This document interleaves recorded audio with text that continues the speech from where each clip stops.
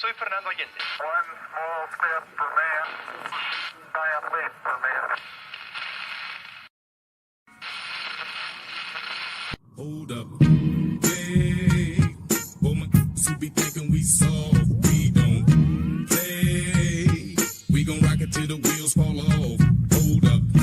Hey, woman, so be acting too bold. Take a seat.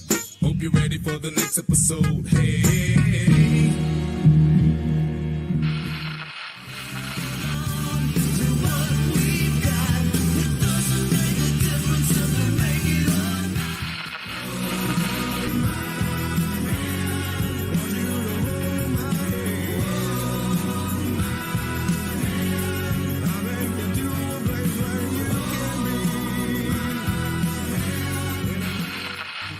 Play the game, boy. You gotta learn to play it right.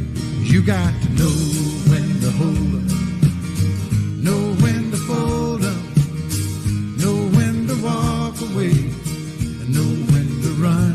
You never count your money. When you're sitting at the table, there'll be time enough for counting when the dealing's done.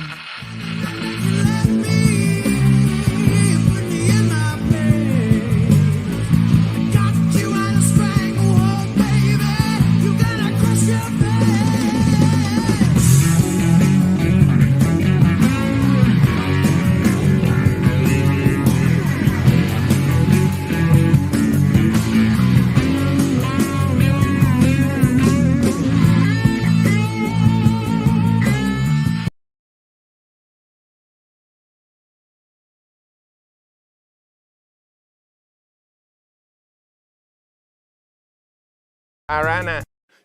Patrick Mahomes is basically God playing quarterback. Chiefs Kingdom. Live! They won it. They won it.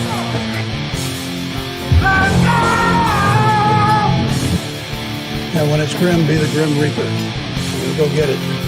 That's a different tier right there, baby. Yeah, we're not having a snowball fight.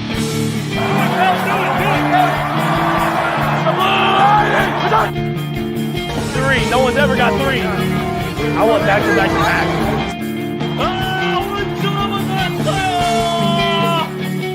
The Lombardi Trophy is a red and gold reflection. Touchdown! Kansas City! One of the greatest duos in the history of the National Football League. Patrick Mahomes to Travis Kelce. Let's go! Do it live! You gotta fight for your right to fight! It'll get handled when it gets handled.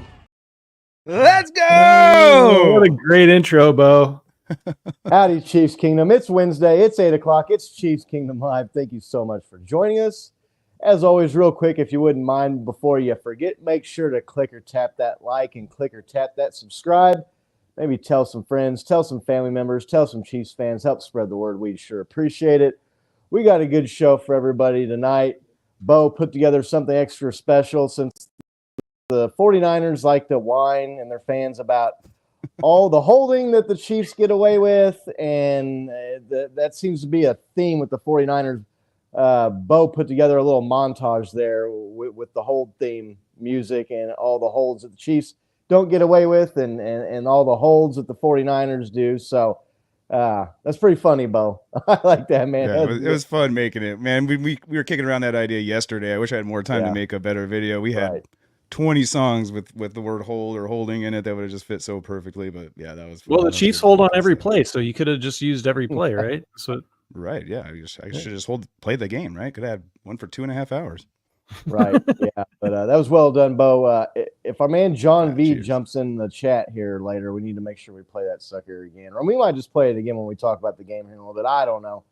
A lot to talk about tonight. We got another win over the San Francisco 49ers to go to 6-0. Raider week. The Raiders coming up in Arrowhead West, Las Vegas, Nevada, the home of the Chiefs' Super Bowl 58 victory. The home away from home, Jay. that's what they call that, right? We're going to talk about that game. Big news, Chiefs signed DeAndre Hopkins, bringing him into the fold. What? Let's go. What? Okay. I'm good with that move. So we're going to talk about it all. Hope everybody's doing good tonight there in the chat. Looking like the chat's lively. I think I see Brenda and Kevin and Janet and Maria in there. I'm sure Big Doug and Thanks for Laney joining will us, be guys. checking in. So before we get into the show, Bo, how are you doing tonight, man? Good, man. I'm excellent. A little sleep deprived from stand up cutting game clips, but no, it was good. That was such a great idea, man. I'm doing great. That was such a huge win, dude. I for the first time, I feel like our offense kind of took control in the fourth quarter, put a game away, finished a drive that took like 4 minutes in the fourth quarter. Just like, all right, here we go. So yeah, super pumped to talk about this game, and it's Raiders week. Wearing my black, ready to handle some business. It'll get handled when it gets handled. So yeah, I'm doing good. Nick, how you doing, man? I'm doing great. The internet's full of hypotheticals this week about if the Baltimore Ravens were to play the Chiefs right now, blah, blah, blah, blah. And I just want to say that we're hypothetically undefeated and going for a three-peat. So I'm doing pretty good, man. Yeah. The person put the post out there that was going around. Chiefs fans are having fun with it. If they ever went toe in toe with the Ravens, it was like, well, it's toe to toe. But wait a minute, they did that 5 weeks ago, and the Chiefs won. Chiefs have beaten the Ravens 5 out of the last 6 times they've played them, and the only time they lost was when CEH fumbled the ball in field goal range in the final minute of the game there. So they're kind of like the 49ers of the AFC to the Chiefs. Right, so right. Yeah, outstanding. Let's get into the show. Let's talk about the big news right out of the gate here. The Chiefs sign trade for wide receiver DeAndre Hopkins with the Tennessee Titans. Chiefs needed a receiver. There were rumors circulating about all types of players and teams that the Chiefs could trade for. I mean, I heard Christian Kirk. I heard Amari Cooper before he went to the Bills. Cooper Kupp is out there. Deontay Johnson with the Panthers. There was all kinds of names circulating, and it looks like D-Hop came up. Let's just talk about the trade. Nick, how do you feel about the trade, and how much do you think D-Hop has left? Is this I know Kareem Hunt was not playing on a team, but D-Hop's had a slow start to the season. How much do you think is him? How much is it team situation? What do you think Hopkins can bring to the Chiefs offense?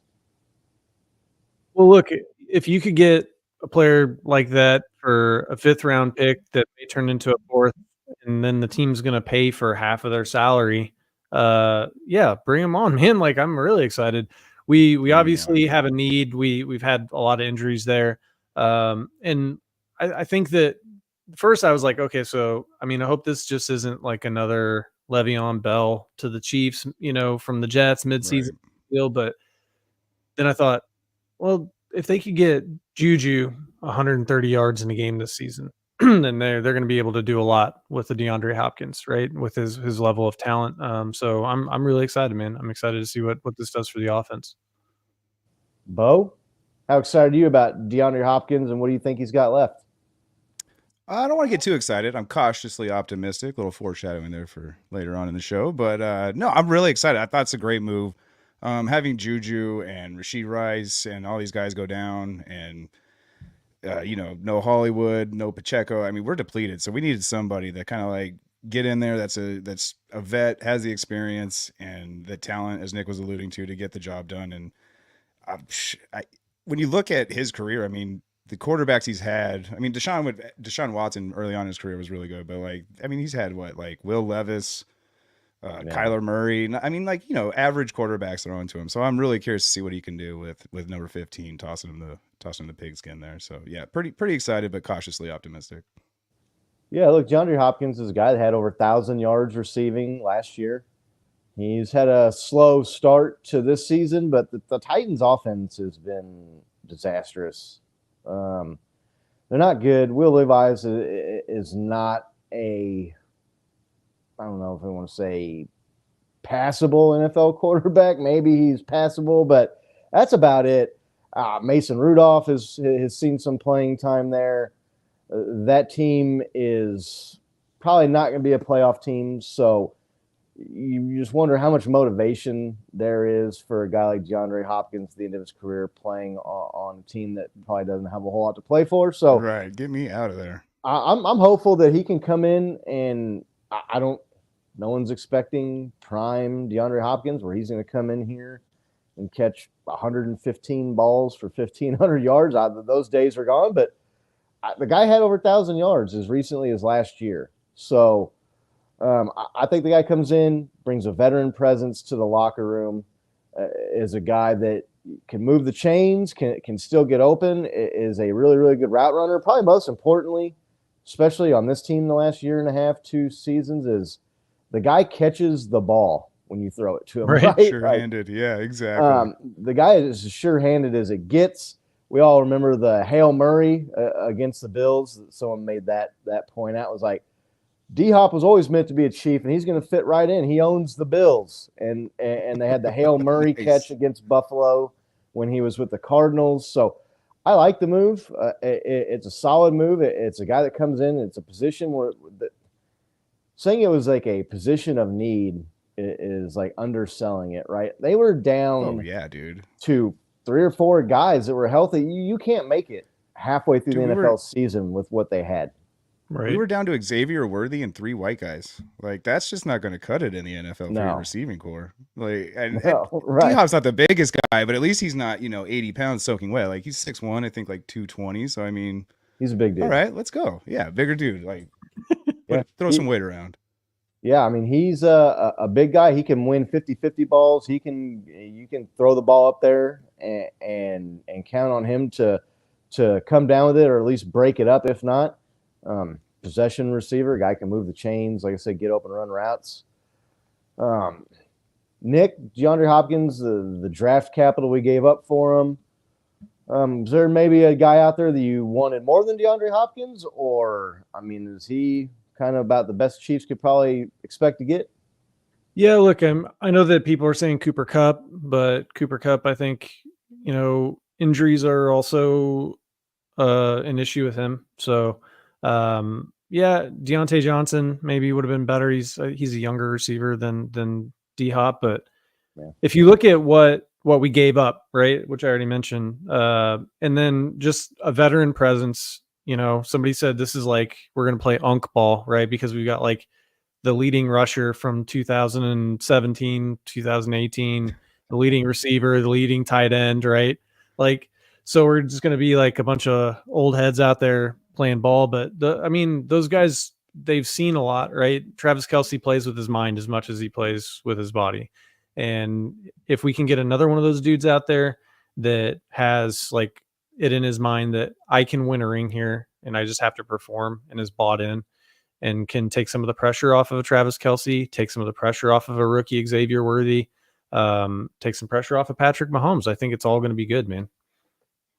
Right, you bring up a good point with Kelce. Draw some attention away from him. Give a legitimate pass-catching option out there that defenses have to respect. DeAndre Hopkins, 32 years old. Amari Cooper set the internet on fire, and people were talking about, oh my God, the Bills and Amari Cooper. He's 30 years old, right? A couple years younger, but he's not 25 or 28. So yeah, I'm looking forward to what the guy can come in and do. And the Chiefs needed bodies, and bringing in a guy with that dude's pedigree, got to be extra motivated. We talked about that with Kareem Hunt. Wants to come back, wants to get a ring, wants to play with this team. DeAndre Hopkins, the last handful of years, has been very complimentary of Patrick Mahomes on his social media accounts. So he's got to be excited to come in and play with that guy and chase a ring. The only maybe drawback I've seen that maybe has me a little concerned is maybe he's dealing with a leg or a knee injury. But you got to think the Chiefs, they did their homework and know what's going on with that in order to feel comfortable enough making a trade for him. Bo, are you worried at all about his health coming in here from Tennessee? You know, I heard the same thing. Like it was like a preseason injury, right? Like hamstring and stuff. But I think he's played every game. He's played every game, has targets and a catch. I mean, not the most productive season from what I've seen on the stats, but I mean, playing.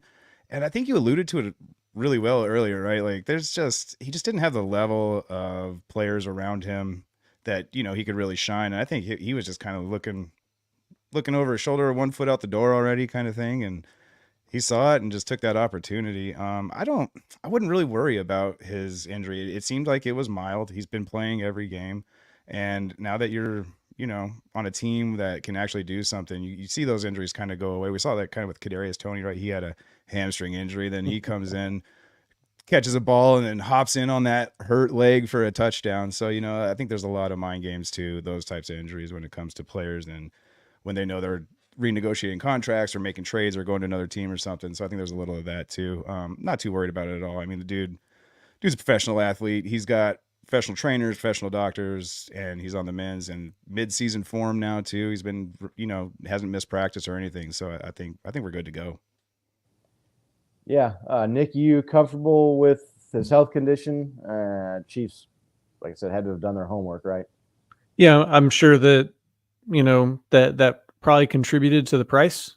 And I'm sure that the Chiefs are aware, and it's a risk that they felt that they were willing to take. And I'm not going to second guess their training staff. I mean, they've, you know, I know that we've been bitten by the injury bug this year, but I feel like we have a competent team there, and you know that they would have vetted it. So we'll see. Look, I mean, you know, if he gets injured, it's a 5th round pick and a little bit of bucks, I guess. But we obviously had to do something. We're in a limited cap situation, and he's Hall of Fame player.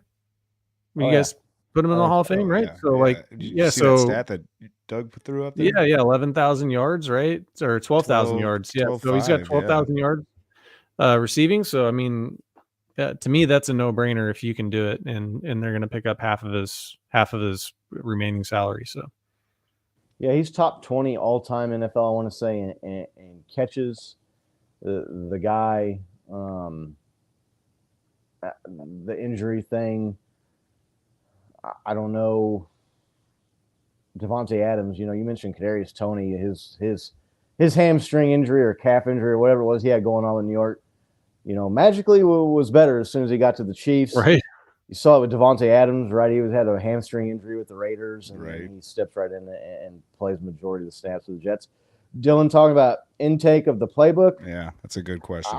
Yeah, it could take a little bit of time to get up to speed, but the Chiefs have bought themselves a little bit of time with this 6-0 start. They're in first place in the AFC West by 3 games. They're in first place of the AFC by 2 games. They got a little bit of time for him to get acclimated to the system. I feel like a guy like DeAndre Hopkins, though, just come in and get open, right, man? Like, right. Chiefs Slant, play off post, cross, cross, right? So I would like to think that the guy can get the playbook down here relatively quickly and just use his experience and his talent and his natural ability to play to maybe bridge that gap until he can learn the playbook and get familiar with the offense. But, yeah, I'm excited. I think it's a good move. They needed receiver, and DeAndre Hopkins is probably one of the better guys out there. Some people saying maybe the Chiefs aren't done trading, so stay tuned there. Maybe there's another receiver on deck. I know Pat McAfee and another guy we follow on X, I think his name Mark Gunnell, said stay tuned, there's more coming, is what he's hearing. So might be done yet. Looks like we got Lego in the chat now. There's Big Doug. Appreciate it. Thanks for swinging by. What's up? Let's talk about this game against the San Francisco 49ers. Chiefs win 28-18. Win by double John digits. V. Welcome, in sir. the Bay. There's our man, John V. Perfect timing. Perfect timing. Everything in life is about timing. Do we we want to play the video for John V and maybe some of the folks here that were a little late tuning in? Yeah, sure. Maybe you all can catch the theme of the montage here that Bo's put together for us.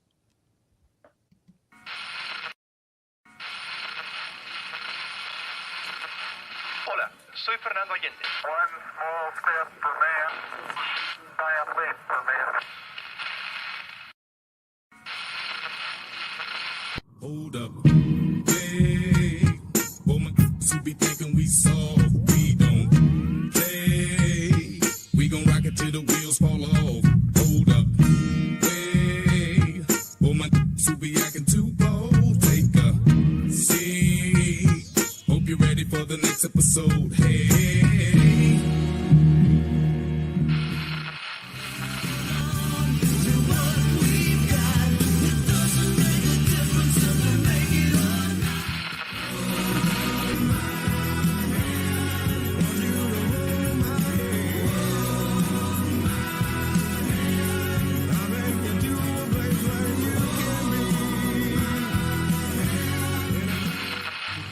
Play the game, boy. You gotta learn to play it right. You got to know when to hold up, know when to fold up, know when to walk away, and know when to run. You never count your money when you're sitting at the table. There'll be time enough for counting when the dealing's done.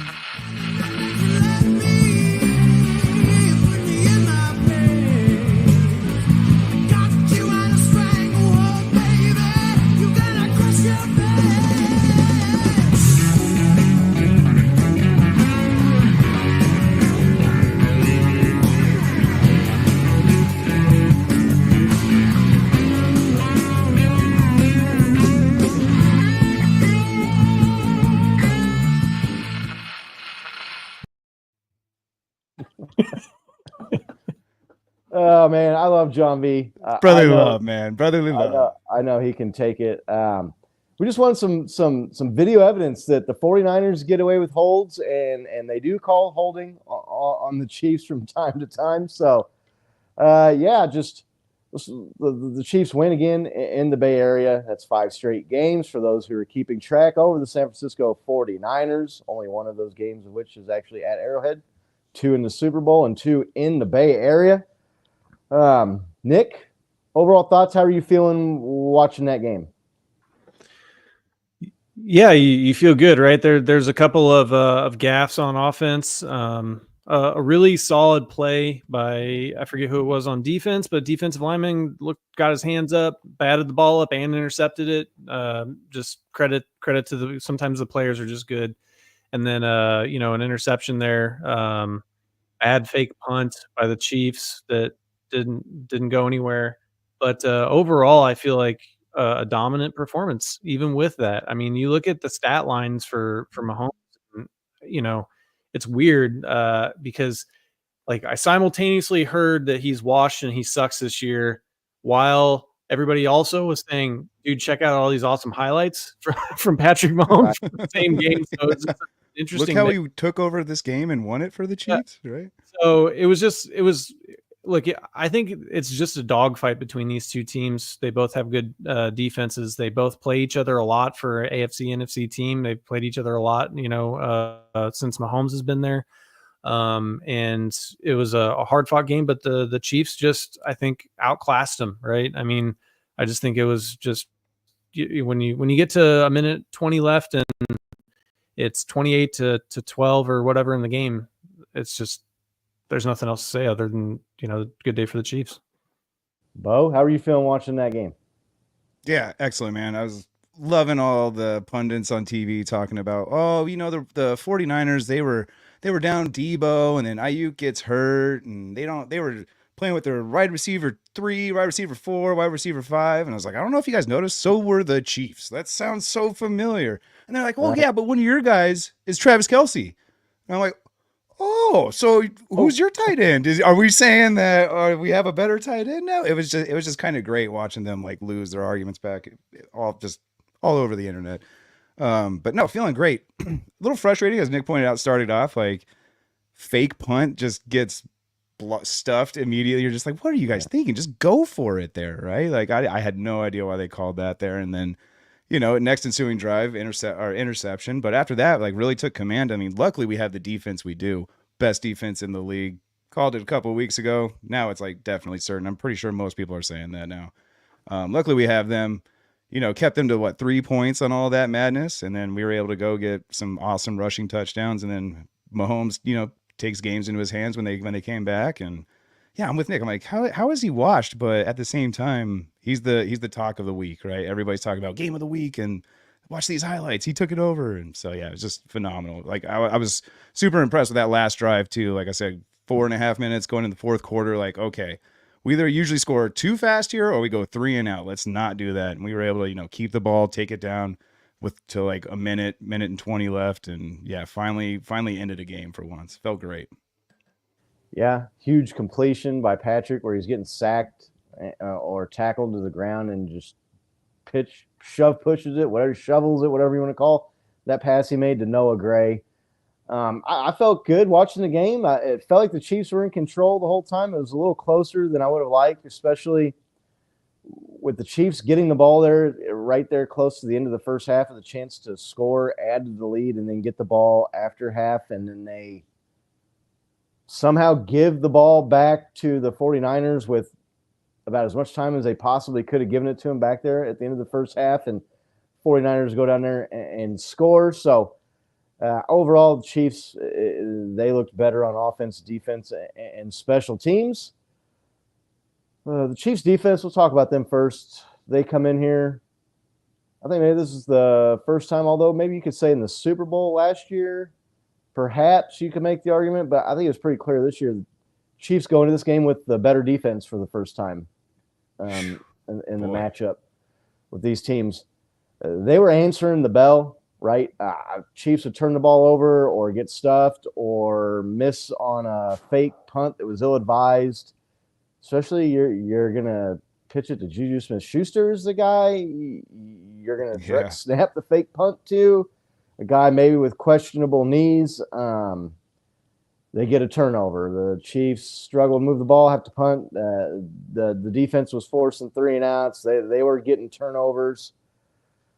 The defense has been the story of the year, really stepping up, really especially a key with all the injuries to the offense. Nick, Chiefs defense shows up, stuffs the run against. Jordan Mason looked average against Chiefs defense. What did you see them doing that you liked maybe perhaps the most? Yeah, I think that from some of the analysis I've watched, they played quite a bit of man coverage, which allowed them to kind of get up there. And really, the 49ers offense is predicated on having a good run game, and without that, when we were able to stuff the run for the most part, it really just kind of derailed their entire game plan. And so I think that they were just really solid with the run. There were still a couple of good runs there, right? We talked about it last week, and we said, hey, look, they're going to get some good runs in there, but overall, it was not the engine driving their offense. And when they're not able to do that, then you got to go back to their passing game. Excuse me, and our pass defense held up. There was a big drop by Brandon Ayuk. Obviously, Ayuk unfortunately was injured. Looks like his season's over. We're all sorry to hear that for you, John B. Obviously, yeah, man, that sucks. Yeah, we want to. Like I see you. Like we said, you wish we could have been like. Yeah, we all wish that all of our guys were healthy. We want to play teams while they're at their best too, man. But he did go out, which did impact the 49ers' ability to throw the ball. But the defense. The defense got 3 interceptions. They were making Purdy uncomfortable, forcing him into bad throws. Just all around, just a dominant performance. Bo, Chiefs defense, we've been talking about them every week. It seems like they get better. They had 3 interceptions of Brock Purdy. It was 18 that they scored, but 6 of that was on a garbage time prevent defense the Chiefs were playing when they had the game in hand there after they went up 28-12. This defense, it's for real. What did you see? What were you liking that they were doing against the 49ers? Oh, yeah, they're for real. Yeah, you mentioned the interceptions, right? They covered amazingly well in that man coverage. 2 rookies came up with their interceptions, right? That's huge for them. it only takes one game in this league for you to be like, oh, he's a rookie, to, oh, that guy's, we got to watch out for that guy, right? And that's the kind of plays we need from those guys. And then Justin Reed, I mean, he just, right place, right time kind of interception. Kind of like our second one there. But no, the defense crushed it. Pressure. I loved that they just kept bringing pressure. We didn't necessarily get to Purdy, but I mean, I think he was like hit 8 times, pressure like 16 times or something like that. Karlaftis with a huge sack. People were trying to say, John V was trying to say, Chris Jones was neutralized, and like, well, yeah, he didn't get to Purdy. I disagree with the word neutralized, my man, that when you're taking 3 guys away from your offensive line to guard one guy, it really doesn't do well for your run game, and it sure doesn't do well for your protection. So hats off to him. I mean, I was kind of pointing him out to be like, watch for him. I mean, he didn't have like the all-star stats, but if you notice, he was getting double, triple teamed every play, which led George Karlaftis and everybody else to just have a day. Nick Bolton, obviously the man, right? Like that's one of the biggest parts. Him and Drew Tranquil are just so clutch on run defense. They're seeing those holes, identifying whether or not it's a run or a pass immediately, and then just hitting that hole and stuff. And like they're just flying, like perfect form. I love what I'm seeing from them. DBs and safety though, I mean they kind of got cooked a couple times on the corners, right? Like by tight ends nonetheless. That seems to be like kind of our weak links. It's the tight end position. I don't know if it's because we're hyper focused on all these studs on wide receiver or whatever, and these guys just kind of slip through. But luckily Purdy, underthrew 2 balls that should have been touchdown passes because we just straight up got cooked on those. But other than that, man, they came to play, flying around, pressuring. I loved how fast they were going. Those guys, you can tell they're having fun, and it's fun to watch. So Trent McDuffie continues to play at a lockdown level.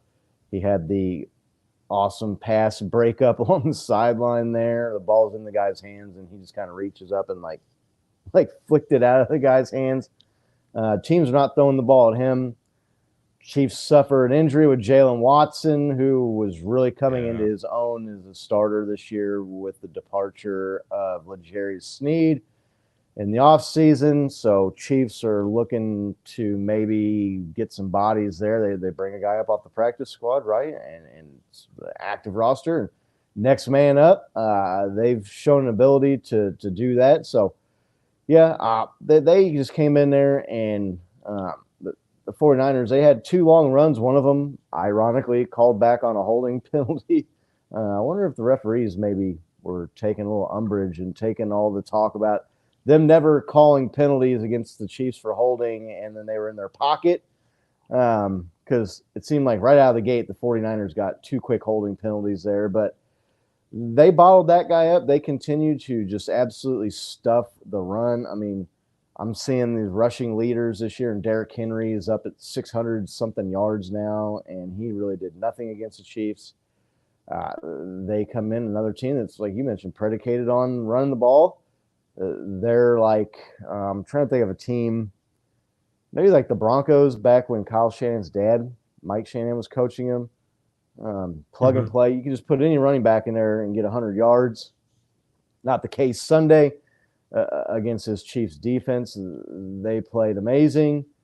Chris Jones, I mean, you can say he's quiet, but Bo, like you said, George Karlaftis came alive in this game, had the best game of the year, in large part to the fact that he's getting single teams and getting left alone and not getting the attention that Chris Jones is getting. So the interception that Purdy threw in the end zone that was really a backbreaker for the 49ers was a result of pressure getting to him and hitting him as he threw the ball. So couldn't have really asked much more from the Chiefs defense. I want to say at one point, halfway through the second quarter, before they kind of had that drive there to end the half, where they picked up some big chunk plays, they were on pace to have like less than 200 yards offense in the game. And the 49ers offense was bottled up even before Brandon Ayuk got injured. Sucks to see that with that guy, man. When you saw the replay, it just looked awful. Brought back so many familiar feelings. Right? Just like, just like almost exact mirror image of the Rashee Rice injury, right? Gets hit, knee goes the wrong way. A lot of injury for that guy, man. Sucks. if you play fantasy football this year, I don't know what it is, but man, there is injuries galore in the NFL this year. Honestly thought we were going to talk about it a lot more on this podcast, but like, I don't have a team.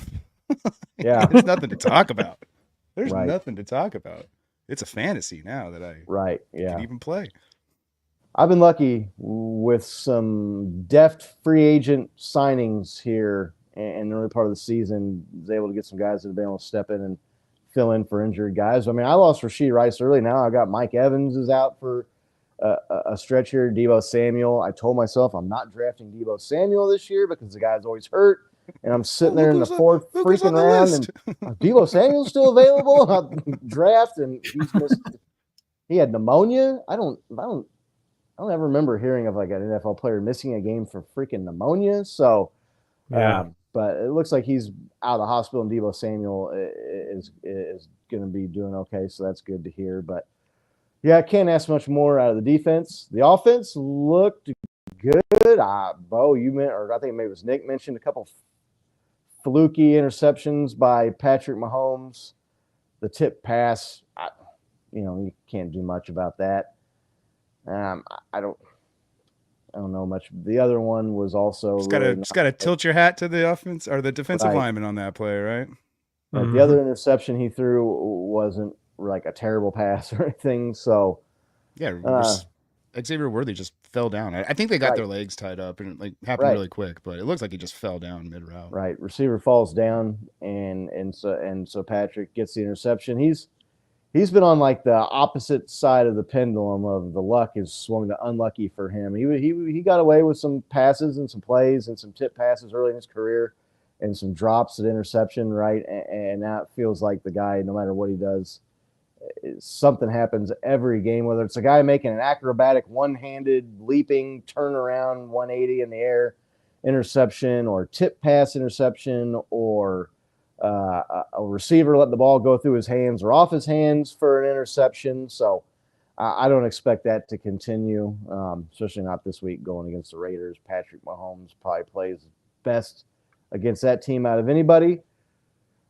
To me, the story of the offense was Kareem Hunt, man. The dude comes in and takes a workload. I mean, the dude, it seemed like, was getting the ball every other play. I mean, whether they were passing it to him, running it to him, he gets a couple touchdowns there at the goal line. Kareem Hunt looks like that dude is back and hungry and is going to be a problem. Dude wants a job. Dude, he looks like he's hungry for that job, man. And he's making a case for himself, like as you pointed out. Just every time he had the ball, there was just like a confidence that you could just feel that, like, yeah, that 1 or 2 yards that we need, he's getting it. And then the way he falls even gets an extra 2 or 3 yards, right? He doesn't go for the hit. Yeah. He kind of goes for the angle where they're going to miss the hit. He's just going to get those extra 2 yards. I really dig that about his ability to see that path. Runs just as hard as Pacheco, but I think has like a little bit smarter vision than Pacheco does right now. A little bit more experience, can see the lanes a little bit better. The locker room rant was talking last night about whether or not do you think Pacheco loses his starting job. And I thought that was a pretty interesting question because, like, Kareem Hunt's doing really well. He knows the system. He's in shape. He's huge. I don't think he's going to take over Pacheco's job by any means, but I think it might be like a 50-50 load. I don't know if there's going to be like a clear RB1 when he gets back right away. Does that sound wrong? Do you guys think the same? Nick, what do you think about Kareem Hunt and the way he played this week and what his role maybe looks like with Isaiah Pacheco posting videos online of him on the treadmill already? Are we going to see a platoon? Does Kareem go to the backup? Do the Chiefs ride with the hot hand? What do you think they do? So what I'll say about his performance is, but pre-Kareem Hunt, when we were like 1 yard out at the goal line, we felt like we were going to kick a field goal, right? That's the way I felt. Just we didn't have a goal line offense, and now I'm like, Kareem Hunt's going to score a touchdown here, right? So, I mean, I think that's what he's brought to the offense as far as just the short yardage game, which does a lot for the team. I don't think they're going to give up, Pacheco's starting position, but that just because he's starting doesn't mean he's going to get even the majority of the carries. I think that you're going to see Kareem Hunt still getting a lot of carries, right? Like if you look at, he had 22 or more carries in back-to-back games. Isaiah Pacheco's never had that type of load. And, they're probably doing that for a reason. They're trying to pace him out, right? But the Chiefs are kind of turning into a power running team since they picked him up. And it does make things easier. Our time of possession has been crazy in games. And so, it'll be interesting to see, but I don't think they're going to take Isaiah Pacheco's starting position away. I mean, they may ease him in, but I think by the end of the year, when he comes back, he'll be the starter. Even if Kareem's getting 2 touchdowns a game? I don't know. Bo, you bring up the ability. It's like the dude's always falling forward. And there's been some plays where he gets hit at the line and he turns it into 3 or 4 yards. And I don't know. Pacheco, we've talked about Isaiah Pacheco. He was I'm trying to recall his exact number last year, receiving and rushing. He was right there close to that 1,000-yard mark. There's just something about Kareem Hunt with the ball in his hands. It looks more fluid or natural or instinctual. Like when you're talking about, Bo, like the vision. I don't know it's what exactly it is. It's hard to put a finger on it, but to me right now, I think Isaiah Pacheco looks like the better running back. I know some people in the chat aren't going to agree with that. I don't think it's – yeah, I'm sorry. I think Kareem Hunt it looks better than Isaiah Pacheco. I'm not saying it's night and day difference. I'm not saying he's light years better than Isaiah Pacheco. I just don't see the stuffed for nothing as much or the not getting to the edge. Like Kareem Hunt's got this spin move and he's got that thing where he gets turned backwards and starts pushing with the legs, right, and churning and gets a couple extra yards there at the end of the play. So it's buying the Chiefs time. There's no hurry to rush Isaiah Pacheco back, right? No, yeah, completely, and ease him back. I don't think we're like criticizing Pacheco here. I think we're just trying to emphasize how good Hunt's doing, right? And to that point, I think like the thing visually that you're seeing is Kareem Hunt has the size. Like Pacheco's still a little on the skinnier side for a running back too, right? And so that extra yardage, those pushing plays, I don't know if Pacheco necessarily has the size and the strength to necessarily do it. I'm not trying to like clown on the guy by any means. I'm just trying to say like, that's just what Hunt's bringing to the table, and it's apparent. It's noticeable. It's super noticeable. Look, and so the way I answered, I think he should be the starter, but like the way that the Chiefs historically have operated, is that they're loyal to players, right? And I'm not going to say they're loyal to a fault because when you win back-to-back Super Bowls, like there aren't a lot of faults to point to. But I just really don't see them taking a player that has done everything that they've asked of him that went out with an injury and then they picked up Kareem Hunt out of need, right? A guy that they cut because he lied to the team. I just really don't see them like coming in and saying, hey, like we're going to give your starting position to this guy. It could happen, but I really don't think it's going to happen. Yeah, Kevin, spot on here. Definitely don't want to see Clyde Edwards-Helaire. I don't know what the situation is. Put in He's back from the whatever that non-football illness list was, but then he was inactive for the game and didn't play against the 49ers. Yeah, that's a great point. Like we're giving Kareem Hunt praise here. A lot of times people want to say, like, if you say, well, I think this other guy's playing better, or I think this guy is a better player, that means that, oh, this other guy sucks. So Isaiah Pacheco does not suck. No. He's a good, he's a competent. We love the guy. We love the guy. You can win that jersey. You can win that jersey. 1,000 subscribers. We're still working on that milestone. So we'll talk about it. I'm going to put the photos and we're going to announce it kind of here online on the social medias. So if you're not following us on X, on Instagram, Facebook at Chiefs Kingdom Live, maybe John V might be even interested in that Isaiah Pacheco jersey. That dude has been talking about Pacheco as long as any Chiefs fan that I know has been talking about Isaiah Pacheco. So he's been on the Pacheco train for sure. And it's pretty close to the 49ers colors. John V, no one would notice if he had that necessarily hanging up there in the crib. It might fly under the radar enough to where you could have yourself an Isaiah Pacheco. You can jersey have an hanging up AFC there. team. It's okay. Yeah, I'm giving John V a hard time. He's a good sport, man. We love John V showing up here and taking this abuse after his team gets taken down again by the Chiefs.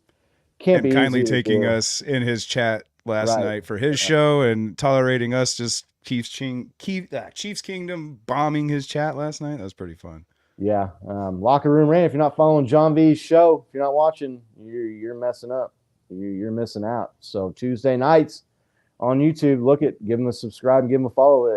It's a lot of fun. Looking Tony maybe coming back to that show here soon. So yeah, our Kareem Hunt looking good, looking like he's getting comfortable, looking like he's getting back into game shape. Best of both worlds. I played against him in fantasy, and he got 2 touchdowns and scored 20 points. I still pulled off the win. So, hey, loved it when that happened. I got to ask you though, Scott. Like we're talking about his ability and all this stuff.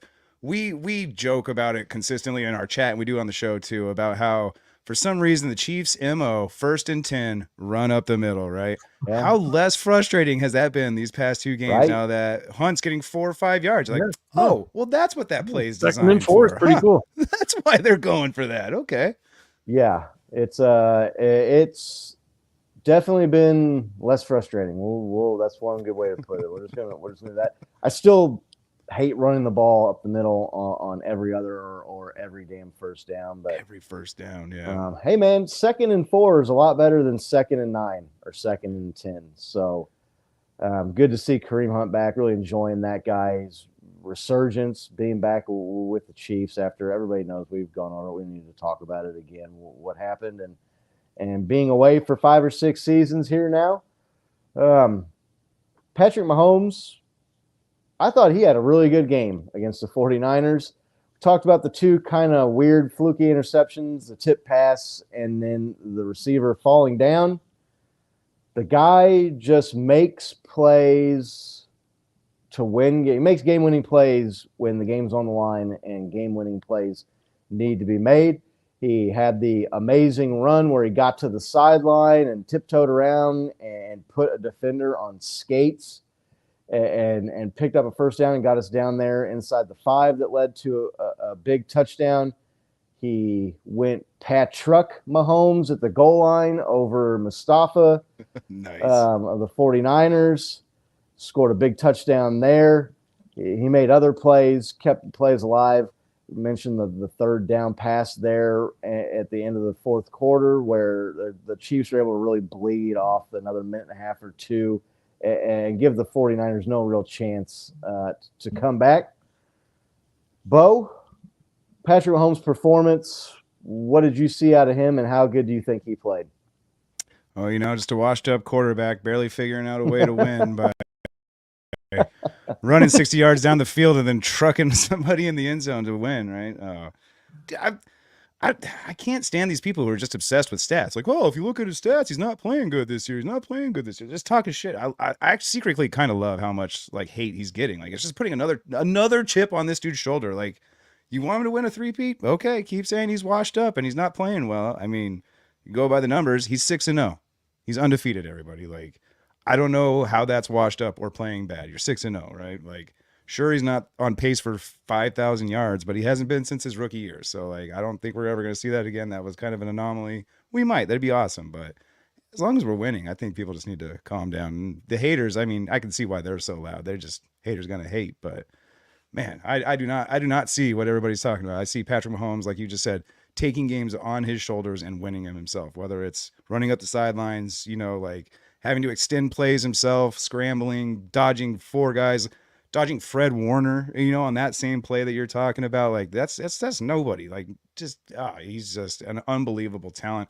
I feel like sometimes we kind of don't talk about him as much because it's like so obvious how good he is. We try to focus on other players, but dude, the dude's the Chiefs. Like, he is our team right now. Like, it's so fun to watch. I'm so happy like we're witnessing this because he has that ability, and it's so great to know that, like, oh, offense isn't up to par. We lost all of our weapons. We don't have our running back 1. That's all right. We got number 15. That's all we need, right? And Travis Kelce, he's still Travis Kelce. Like, he's not putting up huge numbers, but when you need him, he's right there making those little whoop moves and getting like 8-10 yards for a first down. Old reliable TMFK. Like, those 2 guys, Patrick Mahomes and Team FK, they just got something special. It's fun to watch. Yeah, I think he's playing phenomenal. I don't buy the hype that he's washed. Right. Nick, what did you see out of Patrick Mahomes? Did you think he played well, great, awesome against 49ers?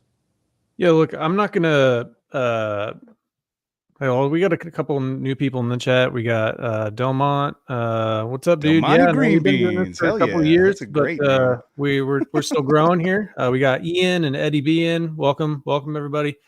Yeah. Look, Mahomes this past week, it wasn't like a flashy game, but what I'll say is when he's been making mistakes in games, he's been making them early, and he's always been delivering in the crunch time when it matters for this team. We've been saying it for a couple years on this channel now. Give him a top 5 defense, and it's just shut the league down time, right? Like as long as his defense can hold teams, he's gonna figure out a way to win it. It's almost like a basketball game where like the first few quarters, like as long as you keep it close, it's almost like the first 2 or 3 quarters don't matter. And it's like, all right, what are the last 10 minutes of the game gonna look like? And Mahomes, he just comes through. He makes big plays. So his stats were not great. I would like to see a game without an interception, just like every other Chiefs fan would. But when it matters the most, he always delivers. And I think I saw a stat that his fourth quarter QBR this year is number 1 in the NFL among all the active quarterbacks. And they haven't lost, right? So I would say that, like he could do better. I would like to see him connect on that throw to Worthy. We found out you can overthrow a guy that runs like a 4.2 40. But I still think like maybe Worthy, after he gets a little bit more acclimated in the league, maybe could catch that ball too. But I mean, dude, the guy just made so many plays. The internet is like awash with his highlights in a game where everybody's also saying how bad he played, and that just lets you know like the level of player that he is. Yep. Looks like Green Beans here is checking in from the Dot. Oh, we know about the Dot. I work down there in KCK. I ate at Nick's Pizza yesterday there on Minnesota Avenue, and I know the Dot well. So our family actually on our mom's side came from that area. The house got bulldozed for 635 when they were building that. But yeah, man, we know that area. Welcome. Yep, Quindaro, KCK. So got some roots there. Good to have you. Patrick Mahomes, it's I don't know, ironic or poetic or both. The year that maybe he's having his worst statistical season is the first time in his career he started 6-0, which to me is I was a little surprised. I had to go back through and double check that was correct. I could have swore there was a year there like the 5,000 yards and 5,000 yards and 50 touchdown season. His first year, I thought he had a run where he started 6 or 7-0, but it's 5-0, and then they played the Rams, who are 5-0 in that crazy game. Yeah, that crazy game that was supposed to be in Mexico City, and the NFL was like, "Oh shit, we need to have that here." And it was the Shakira Field. Remember, they destroyed the field and couldn't play there, so we had to go play in Los Angeles, and the Chiefs scored a 50-burger and lost. My man John C is excited about D-Hop. We're liking that. So, Patrick Mahomes, you can have the stats. You can have the MVPs. Right. You can have the whatever.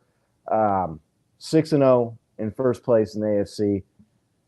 I'm not going to say they can put this thing on cruise control right now, but they got through the toughest part of their schedule, and they're 6-0, and they've got some games here that are very, very winnable. They're going to be favored going into Buffalo. This team could be looking at 10-0 very, very easily. Dude, yeah.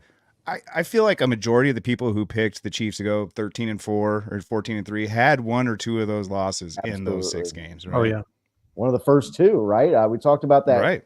The gauntlet of the first 2 games with the Ravens and Bengals, even though it was at home. To be 6-0 at this point in the season is tremendous. A man that had good stats was a guy that I don't know how I didn't pick him for my player to watch last week. I went with Kareem Hunt, which turned out to be a pretty good pick, but not bad. The Jet lands in the Bay Area again. Mecole Hardman turns into Jerry Rice, Randy Moss hybrid against against the San Francisco 49ers, has another big game, scores a touchdown, has a huge punt return, a big third down completion that kept a drive alive. Bo, what is it about Mecole Hardman and the San Francisco 49ers? That dude just he turns up when he plays the red and gold. You know, in soccer, there's a term for it. The ball just falls to that guy's feet, right? Like he just has a feel like he's got that team's number. I don't know if he's played against him enough. He's seen the looks. He does his homework, or like they have something against him. Like they're worried about him too much, overplaying him. But man, yeah, he does. He comes to play when they're playing each other, right? I didn't know that he was going to be our wide receiver one this game, man. If you would have asked me, I wasn't expecting him to show up like he did. Huge end arounds and making catches, looked awesome.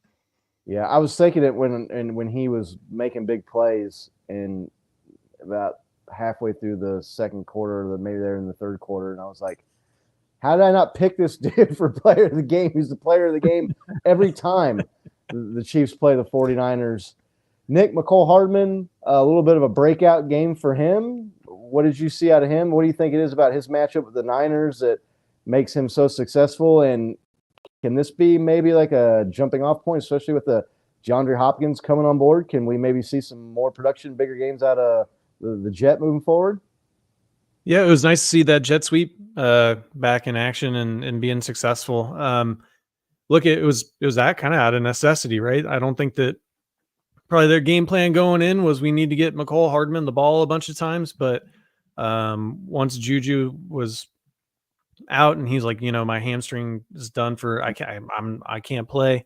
They got him the ball and he came through. A punt return that was kind of reminded me of that punt return in that Texans playoff game. Obviously the stakes weren't the same, but really just setting up an easy field for the team and just answering the bell when he needed to, man. I don't know. Yeah, maybe it's like Bo was saying. I mean, don't ever mention soccer on this channel again, but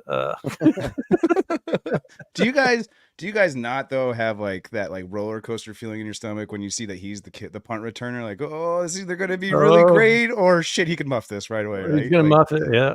No, every time, Bo. Every time.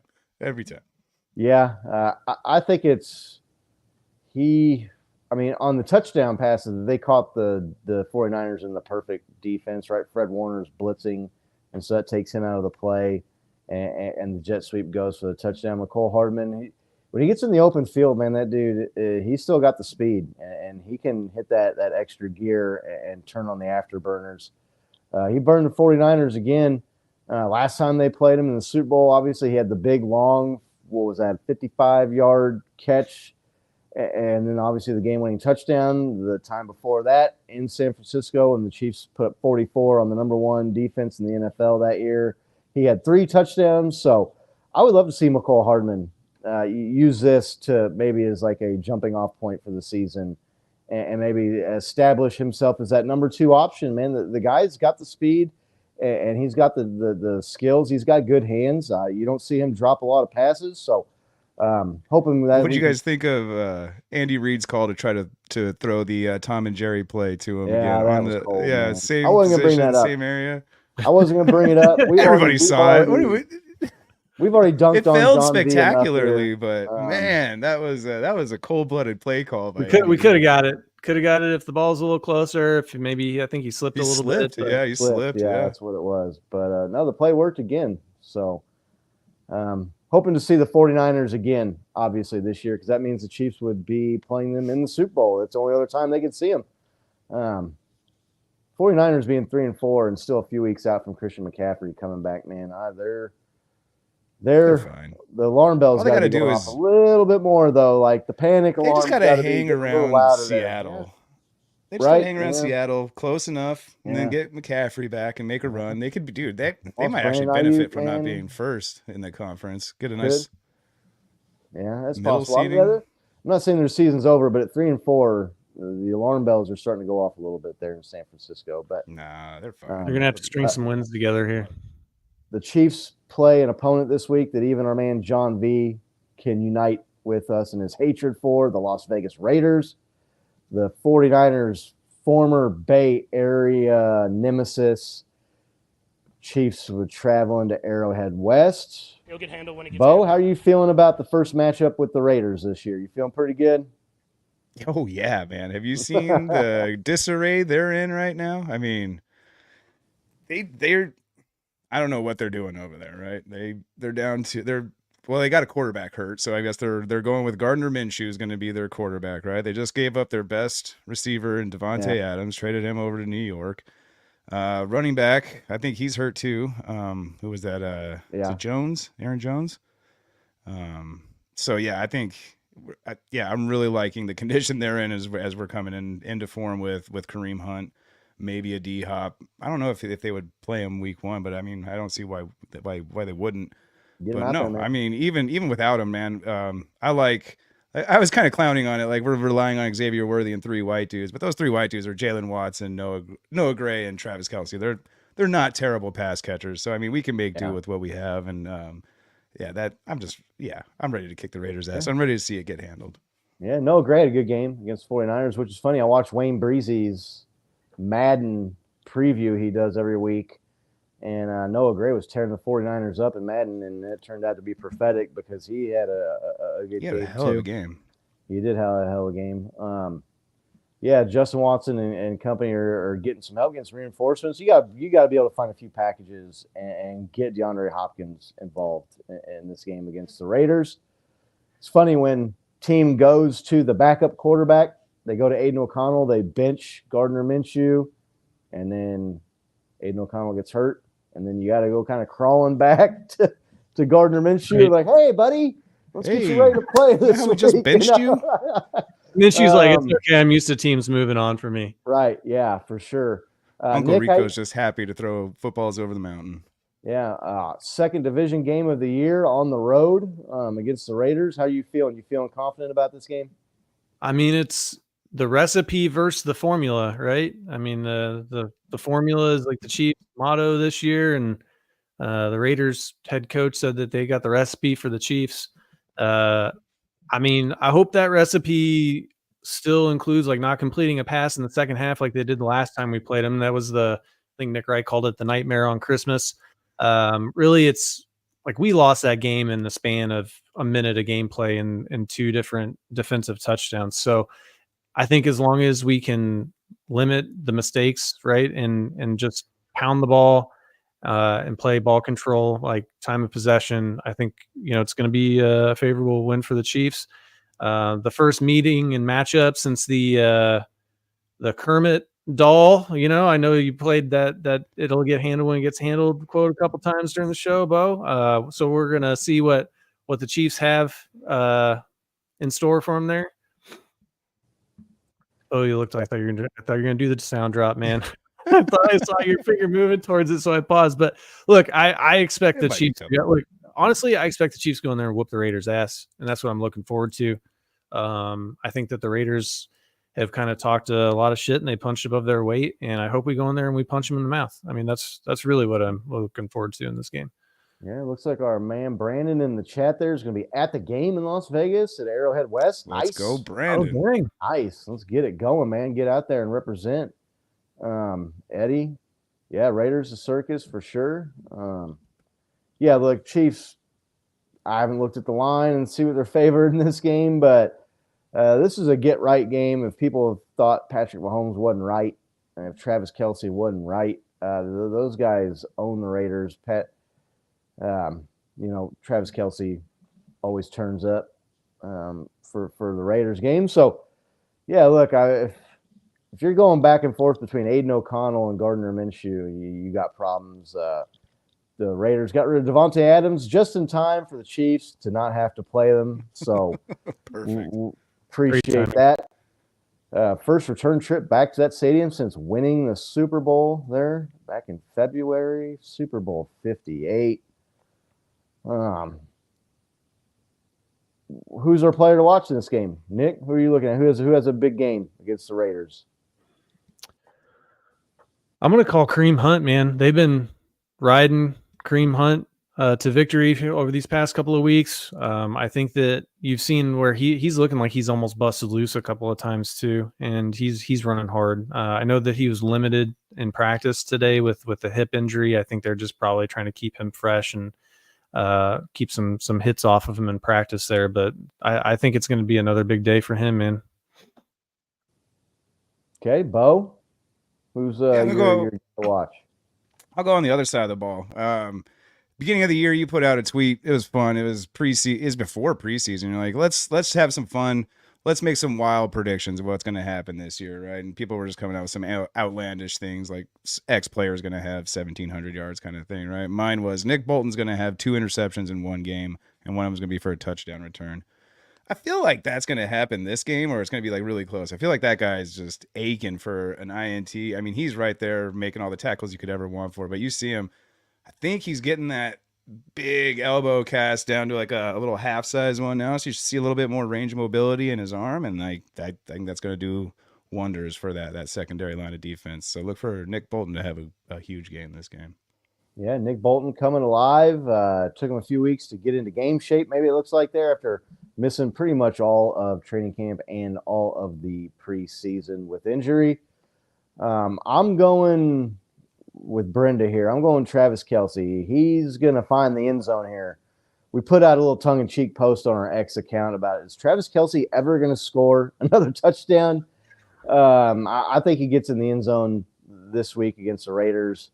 He kind of goes back and forth between the Chargers and the Raiders, which team he owns the most. But I think you see it, especially if you can get DeAndre Hopkins out there and he can get some attention from defenses. So I like Travis Kelce to have a big game. Patrick Mahomes, he's also historically been really, really, really good against the Raiders. He's got the Kermit the Frog doll motivation. It'll get handled. When it gets handled, Chiefs are undefeated in that stadium. Trying to think how many regular season games that would be now. 4 for Patrick Mahomes. And then the Super Bowl, he won there too. So, I mean, he wins in there even when he's not playing the Raiders. So, you got to like the Chiefs' chances. You got to think Chiefs are getting a win here. Move to 7-0 with a 2-0 record in the division. 2 road games, man. Like, Chiefs are looking good here. You think, man, Chiefs offense, maybe, Nick, you think the Chiefs offense can give the Chiefs defense a break? Not saying the Chiefs defense is going to have a tough time or anything, but maybe we see the Chiefs offense carry the water for the first time this season? I think so. It's really just going to come down to if they can contain Crosby, right? If our offensive line can, limit his involvement. I mean, he's a top 10 player in the NFL according to the voting last year. So he's probably going to get his, but if we can let his be not sack fumbles or, pick sixes, stuff like that, then I think so, man. I think you're going to see the Chiefs crack the 30 points. I know we'll get into score predictions, but I think they're going to crack 30 points for the first time this season. I think they're going to do it against the Raiders. Look forward to hopefully some sort of trick play to demoralize the Raiders, just because that's what we always seem to do against them. So, yeah, man, yeah, they're gonna get rolling, and it's gonna be led by Kareem Hunt. Yeah, I mean, Eddie's living out there in Las Vegas. Bo has lived out there for a stretch. We went out there and visited him. So we went out there for a minute. Yeah, Vegas is a great town. Love getting out there. Need to get back out there sometime. Too much fun. Would love to go out there for a Chiefs game, man. That's gonna be awesome. So, props to Brandon for being out there. You guys want to do some score predictions here? Chiefs, Raiders. I'll go first. I think Nick's right. I think the Chiefs get to 30 points for the first time this year. The Raiders are there to be had. They are scuffling. They're kind of a mess on both sides of the ball. So I'm going to go 33-17 Chiefs. I think they win by 2 touchdowns over the Las Vegas Raiders. Let's go. Bo, what's your score prediction? What do you got? Yeah, man, if there was ever a team to, take advantage of scoring some points on, I think it's this Raiders team. So I'm with you guys. I think we're going to break that 30. I'm going to say a little conservative. I'm going to go 31. I'm going to say 21. I think going to be a little bit closer. A lot of that 21 for the Raiders is going to be garbage time, but it'll look a lot closer than it will be. But 31-21. 31-21, 10-point win for Bo here. Make sure if you're in the chat, throw your prediction up here, your score prediction. We'll throw it up on the screen. Nick, you said they I'm get thinking past it's gonna 30. be more like a 31-10 game. I don't think the Raiders are gonna have much offense. No. They've been pretty abysmal, right? I mean, so our defense has been killer. So I think we're gonna have smooth sailing this weekend in Las Vegas. I like it. John Everybody's C's feeling with confident. you there. Big Doug's with you too. Dang, everybody. Hyping everybody up, dude. Everybody's picking big wins here. Let's go. Yeah. Look, Chiefs, they've won the last couple weeks in convincing fashion after some early nail-biting wins. Yeah, Nick, I think you hit the nail on the head. I think that the Chiefs' defense is going to give the offense a bunch of possessions here in this game. And, I mean, the Raiders are back to their starter, who's really the backup quarterback. Their running backs, they got Alexander Madison. I think it was Zamir White is hurt. They got Brock Bowers, who is having one of the better rookie seasons by a tight end. But I think you can stick safeties on him, and Trent McDuffie can kind of lock down that secondary. And the Chiefs, we know, are going to stuff the run. So, yeah, looks like Green Beans, 24-17-ish, a little closer than most everybody else. John V's going, man, look at that, 28-9. Let's go. That. Holding the Raiders to single digits at home. I'll take that. Sign me up for some of that. John V's not going to pick the Chiefs to score over 30. You know, John V, yeah, he can't do that. He laughs every time we pick him. He's like, dude, they don't do it anymore. It's no. I mean, he's got a point there. I'm trying to think the last game the Chiefs did score 30 points in. Was it the Bears game? We got 41. They didn't score 30 in the playoff game against the Bills, did they? I don't think so.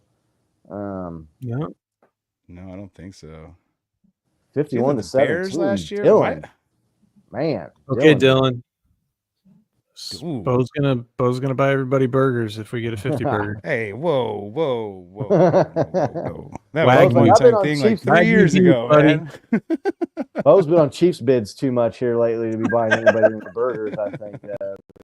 Buying everybody autographed jerseys right now, man. I can be buying burgers too. I think the bank council tapped out there right now. You got to recuperate, got to recover a little bit. So, kind of like if we get a 50 burger, I'll buy Dylan a burger. How about that?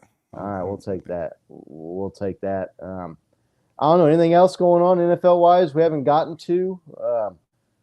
We talked about the big trades. Amari Cooper comes in, scores a touchdown for the Bills, but they struggled to beat a not very good New York Jets team.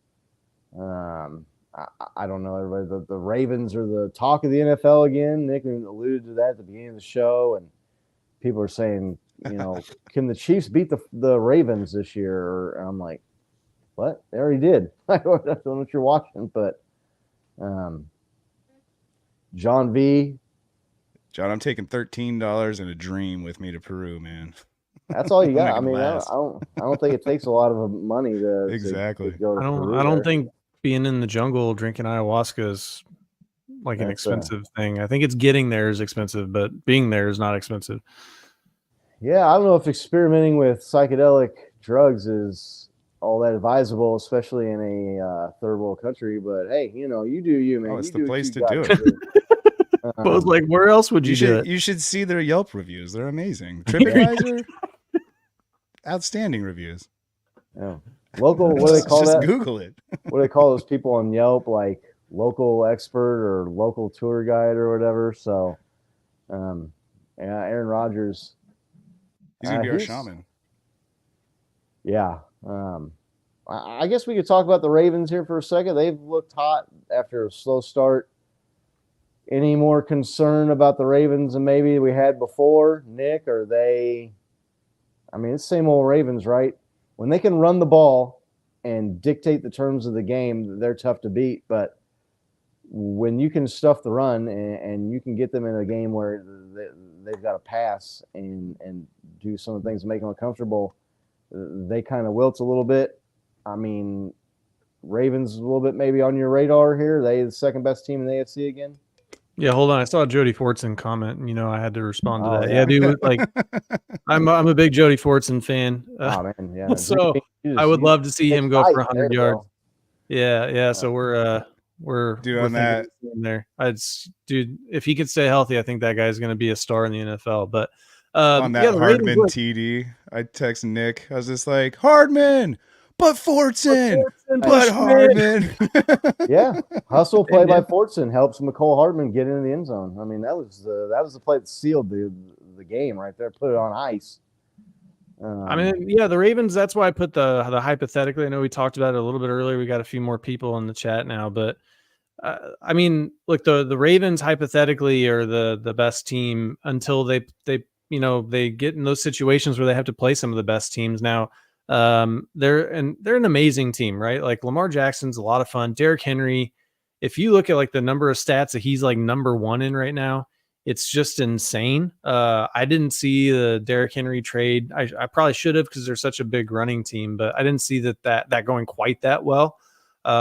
But look, it's still early in the season. He's still a 30-plus-year-old running back, and he's also leading the league, I think, in carries right now. And so I don't think that that's a good long-term recipe. Maybe they're just trying to make a push, and that now they're 3 games back effectively from the Chiefs and AFC seeding, so they're probably just trying to push to get the best seeding possible that they can get. But the Ravens somehow they're like a great team against everybody but the Chiefs, it seems like, right? So it's not that I don't take them seriously. They're definitely on my radar. They're definitely a really good iteration of the team.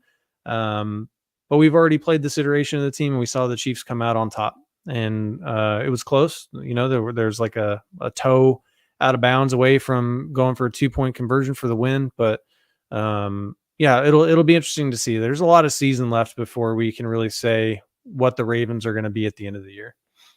Yeah. Bo, Ravens got your eye a little bit more than before, or is this just same old Ravens man. and maybe another team that you're catching your attention? Well, I mean, not to say Nick is completely right. Everything he said is 100% accurate. But we already played him. We already beat him, right? Luckily, if we see him again, it's going to be in the playoffs. And it's a long season for, how old's Derrick Henry? 33, 32? Yeah.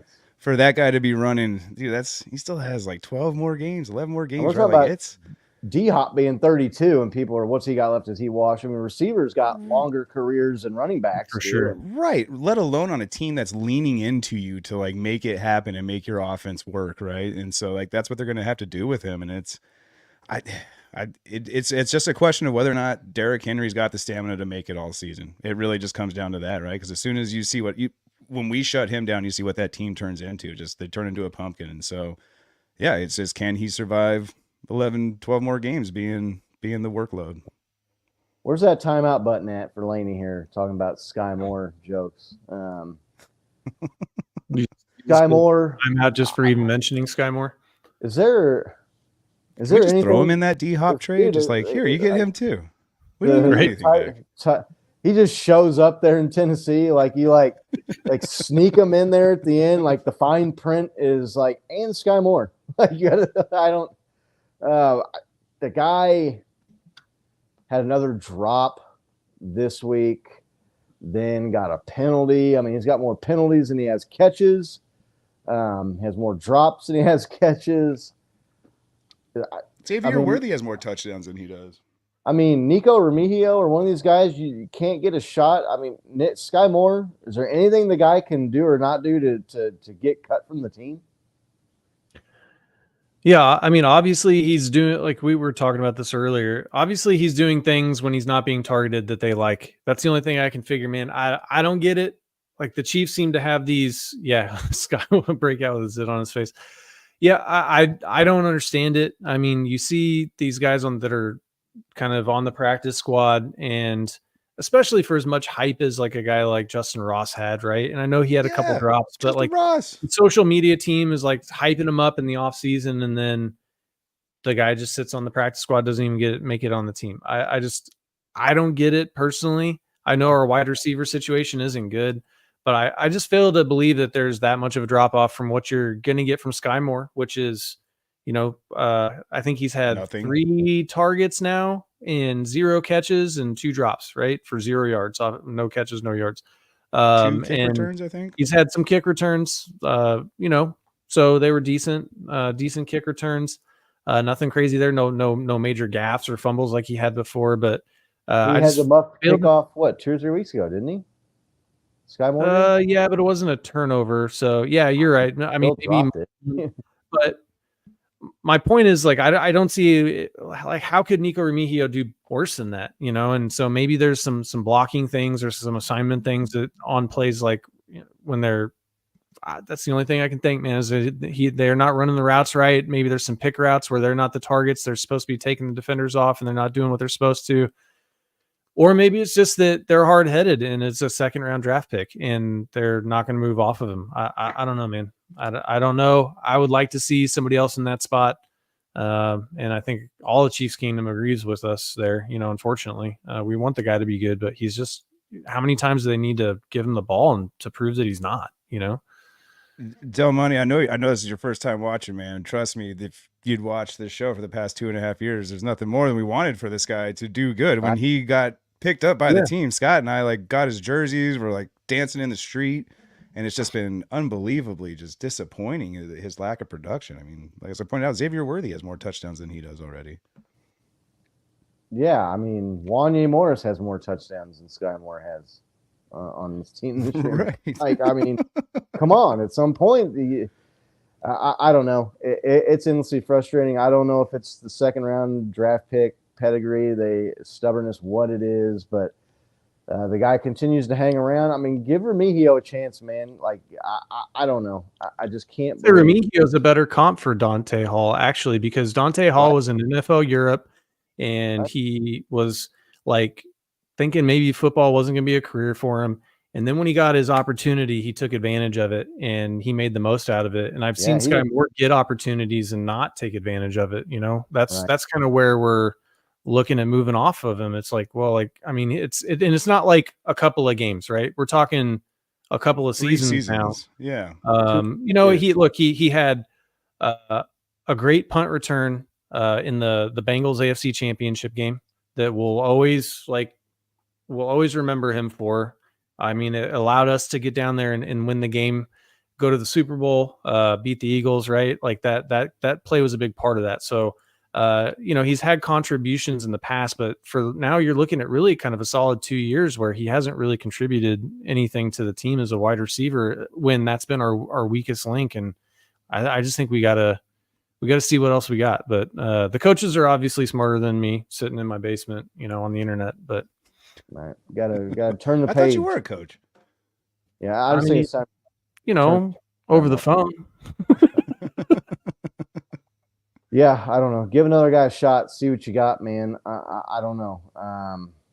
That's just. I think if it was going to happen by now, it would have happened. I mean, Dante Hall didn't come here and suck for 2.5 years and then become good. He came here as a kick return, punt return kind of specialist guy, and then he played wide receiver and he earned his way onto the team. I mean, Skyy Moore to me has done nothing to earn his way, like to earn his roster spot at this point in his career. And again, this is nothing personal. I'm sure Skyy Moore is a great guy and a good teammate, and people like him probably, and he's a good dude. You don't see the guy getting in trouble, right? But this is a results business, and when you continue to, I mean, the guy's hurt the team more than he's helped them. He's got more, like I say, he's got more penalties than catches this year. I don't know. I just don't see. I'd like to say he doesn't make it to the end of the year, but maybe injuries and being depleted necessitate him being on the team. I don't know. Again, I just feel like it's got to be one of these guys. How long has Remigio been on the practice squad? 2 years, 3 years now? I mean, let the guy come on the team, give him a damn chance, see what the dude can do. I think us rooting for the guys on the practice squad is us rooting for the underrated players. That's true. Just me. Yeah, that's true. But and look, I maybe there's something. Maybe something safe for down the road, right? We'll see what they got. Sure. Yeah. Well, I think we're gonna be forced to chill and watch Green Beans because it doesn't look like he's going anywhere anytime soon. So, and hey, we'll be the first people to give him props if he comes in and makes a big play that helps the team down the road. So, a lot of people don't mistake our criticism for like hate or anything. It's just tough love. not hating on the guy, just telling the truth. That's all. We tell it the good, the bad, and the ugly, no matter what it is. But We're not haters, Laney. Come on now. no, Laney's Well, listen. maybe a little bit. Listen, you never met a bigger. Scott's got a hater. Dan Sorensen drawing up in his I do. room there. I do. I got it's right over there. Listen, Laney's the biggest hater you ever met in your entire life. I promise you. She's also the biggest underdog supporter you'd ever meet, too, She's right? also She's the the one biggest sitting there underdog saying she supporter, likes right? Gardner Minshew. Right. She's in yeah, our no. intro picking Green Bay last year when they were the complete underdogs for a Right. game. That's why it's in there. Hey, look, I scooped up Gardner Minshew on fantasy a couple years ago when he was with the Jaguars. He won me a few games, so there's no hate for Gardner Minshew here. But look, it's just you don't want him starting for your team. That's all. Like he ain't it. Yeah. I gotta John imagine he's Cena. kind of like Fitzpatrick, right? Like he's probably one of those guys that like players love to have in the locker room. You're just like, oh man, you're starting though.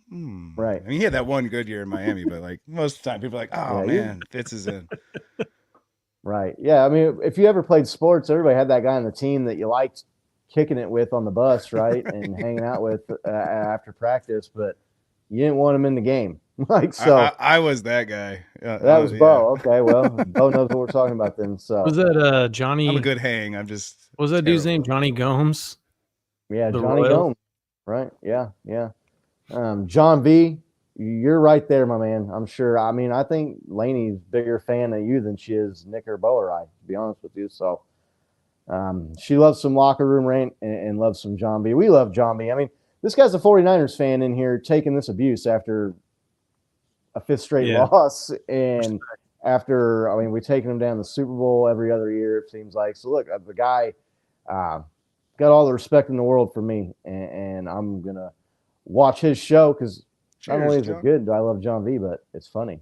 Like it's hilarious. And I know some people say, get Nick off of the show. I mean, Nick's half the entertainment to me, man. Like that dude's His delusional takes are Right. what make the show fun. They're entertaining. And Tony balances that a little bit. When Tony gets back, it'll be better. It'll be better. But watching Locker Room Rant last night was hilarious. John V would like ask Nick a question, and Nick would be like, "Oh, you talking to me?" And John V's like, "Who else is on the screen?" Like, yeah, I'm talking to you. You're the only other person doing the show here. So go check out their channel. Make sure you subscribe. Our new friends here, Eddie and Green Beans, the Locker Room Rant on YouTube. It's a NFL all sports show. They talk NBA basketball. They talk Major League Baseball. Condolences to our man John V and Nico. Their Cleveland Guardians got taken down in the ALCS. Yankees Dodgers World Series. Ugh, man, that's I mean, look, growing up in Albuquerque, watching the Dukes, I got a little bit of like Dodgers, I don't want to say fan in me, but I'll be pulling for the Dodgers over the Yankees in the World Series. So really appreciate everybody watching this evening. Bo's got the jersey there. Everybody. We're still wanting to give away this signed Isaiah Pacheco jersey. 1,000 subscribers on the channel, and we're gonna hook somebody up with that bad boy right there, certified through Chiefs Bids. A white Isaiah Pacheco signed custom jersey. Send the link to your friends and family members that are Chiefs fans. Tell them to like and subscribe for no other reason other than just get entered into the giveaway, man. We want to give this jersey away. And 1 in 1,000 is not a bad odds, man. No, hell no, it's it's win a not. jersey. Yeah, those are damn good odds, 1 in 1,000. So, appreciate the compliment, Eddie. It's good to see you here in the chat on Chiefs Kingdom Live. John, if you like that jersey, you might like this jersey. Justin Watson signed jersey. That's for our X account. We're only like 100 followers away from reaching 5,000 or 6,000, 5,000. Yeah, 5,000. Yeah, 100 followers away from our first giveaway. Justin They Watson need to start signed like jerseys. a group for people like Bo with the Chiefs bids. Where it's like, It's worse than gambling. I have such an addiction to it, man. Like I don't even get on my social media anymore. Like when I pick up my phone, it's Chiefs bids. Like, oh, what do we get now? a couple behind me too, but yeah. No, Text you guys. There's a steroid jersey for only $30 right now, Nick. Yeah. I got it. Bo needs to call that 800 bids off number. It's like the gambling number. It's not bets off, it's bids off. I was such a collector as a kid, dude, and getting autographed memorabilia was. It's you great. had to, like, No, dude, it's awesome. see the player in person in real life, or like get lucky and go to a game and he signs something for you, right? There was nothing like this, so it's just so cool to get some memorabilia like that. Got some Andy Reid stuff too. Wow, that was right. Yeah, no, that's awesome. So, yeah, I mean, you could go follow us on X and subscribe to the channel and get entered. Have two, really, 1 in 1,000, 1 in 5,000 chance of winning a signed jersey. Those are pretty good odds. So. Just a little way we like to give back to the fans here and the Chiefs Kingdom Life family. We look forward to doing this show every week. It's humbling and gratifying, and just adds to our fandom to be able to do the show and meet new Chiefs fans and celebrate in the dynasty and the golden age of Chiefs football here. So we can't thank you enough for joining us, clicking like, clicking subscribe, following us on our social media accounts. It's down there. It's down there at the bottom. Chiefs, Raiders, one of the, if not the classic rivalry in the AFC. The next chapter, the next episode is Sunday in Las Vegas. Chiefs looking to move to 7-0, and we're going to be sitting real pretty. Going to be sitting real pretty with the second half of the season on deck here. So thanks again for watching. Thanks again for subscribing. Appreciate the chats. Makes the show a lot more fun. Until next Wednesday when we come back, let's go Chiefs. Let's get those Raiders. Go Chiefs! Go Chiefs!